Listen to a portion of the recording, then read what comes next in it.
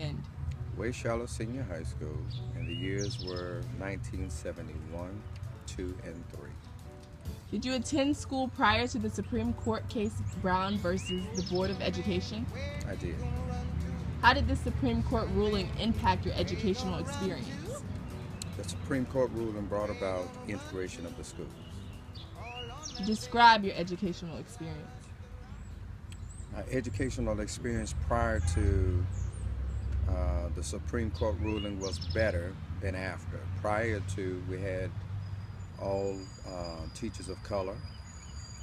Therefore, they were able to communicate better with us because they knew us. The culture was the same, so they understood how to teach us and how to reach us. Once integration was in place, we had white teachers. And the white teachers were not familiar with our culture. They weren't familiar with the way we talked and expressed ourselves. The curriculum that they brought in was not one that was suited for the black culture. So there was a lot of confusion there because of that. Okay. What main effect do you think the Brown versus Board of Education had on African American children? Having us to interface with teachers that were not familiar with our culture. Have you or anyone else encountered being an outlier in school because of their race or ethnicity? Yes.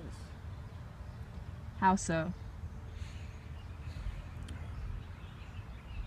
Our race always puts us on the outskirts. Our race always gives us the lesser, the least. Our race always causes us to be the first blame for anything that goes wrong.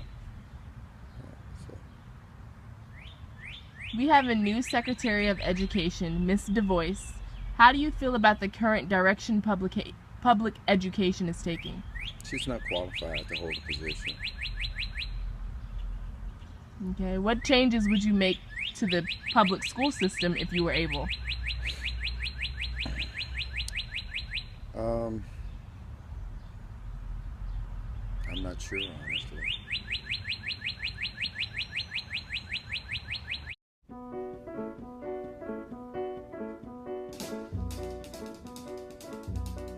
Okay, majority of the Charlotte Mecklenburg school systems, or schools in the system, they're alike because they have, majority of them have a good amount of diversity there. You know, there are a few that are just, predominantly Caucasian schools, predominantly African American schools, but they have a good amount of diversity in most of the schools. Most of them try to teach the same curriculum, even though some of them teach differently based on the race.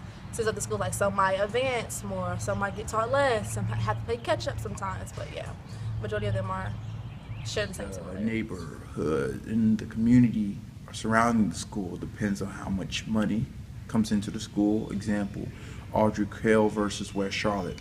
West Charlotte is in the hood of Charlotte, so it's going to get the hood funding versus Audrey Cale that was in upscale Ballantyne area. They have a much different PTA board because of the community that their students live in.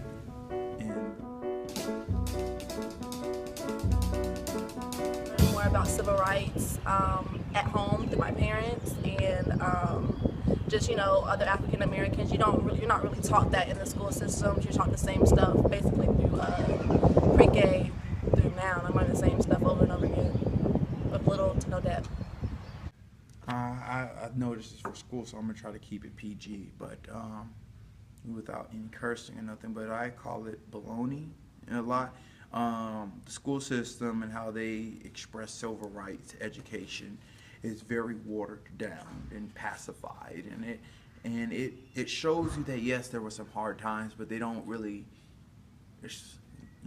It's like when you do something you did wrong, but when you tell somebody else so you don't look like a complete bad guy, you're gonna make it like it wasn't that big, even though it really was.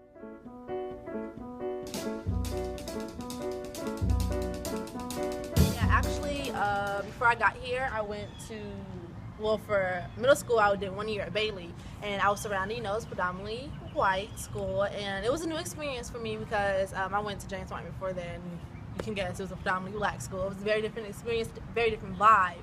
And I was in, all honors classes. I feel like I kept myself up and achieved most of my goals and held myself to a higher standard. But some of the other kids felt like because I was who I was and because of where I came from, oh, this is a girl, you came from James Martin, like, aren't they like really dumb there? Aren't like most of you guys like on welfare and stuff like that? Like they would say stuff to like challenge my intelligence and make me feel really small, and I had trouble with that. So going into high school, I did a semester at Hub, and the vibe was very different. They would bash other schools. Like I ended up at North Meg, and they just talked down on the students at North Meg. And when I went there, I experienced something different. I love the students and the teachers there, and they made me feel really small, and at some points really dumb too. They just challenged my intelligence because of who I was, and I was just like, and it took me a while to get it together. Like, you're not dumb or stupid. You are very smart. I have back home, my school system, we was basically like segregated. Basically, like they always like had like the white people sit up on like the top floor of lunch, and they always had the black people sit at the bottom. Mm-hmm. Do you think celebrities have a big impact in the direction of social activism or the movement? No. Yeah, because like a lot of these kids now that they want to become rappers, and they watch too much TV, or they watch like how rappers do this, like they go out there and do bad things because the rapper did it. So it's like a big influence. I think they have more impact than we think because they have so many followers. They have the power to get the attention towards there. We as the people have the most impact during the movement. Like we said it, we go out and march and we do this, but the celebrities have a great impact to where they can get the message out or draw our attention to it, or redirect our attention to something that's going on or something that's wrong.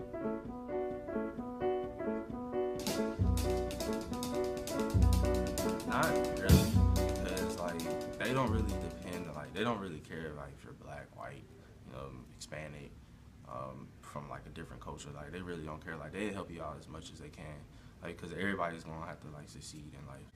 I don't believe so. I don't believe it's that blatant. I do actually, because initially colleges were founded for predominantly Caucasian people. They were on African American schools and stuff like that. So yes, they have like affirmative action, but it's like if they didn't have that put in place, will we still be able to go? If the factors of desegregation and all these other things weren't put into place, we wouldn't be able to attend colleges. So yes, it's still kind of geared that way. Some colleges they only accept African Americans because they have to accept a certain amount every year, and they only accept the best of the best. And I'm not saying that that gives an excuse to be lazy. We have to be the best and on our A game, but I think it is geared towards Caucasians and not minorities.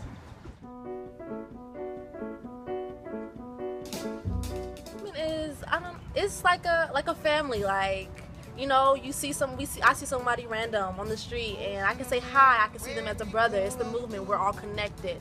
We fight for what others won't fight for us for. You see what I'm saying? Like we all stick together and we try our best, even though we do fall short. But we hold each other up and we move as one.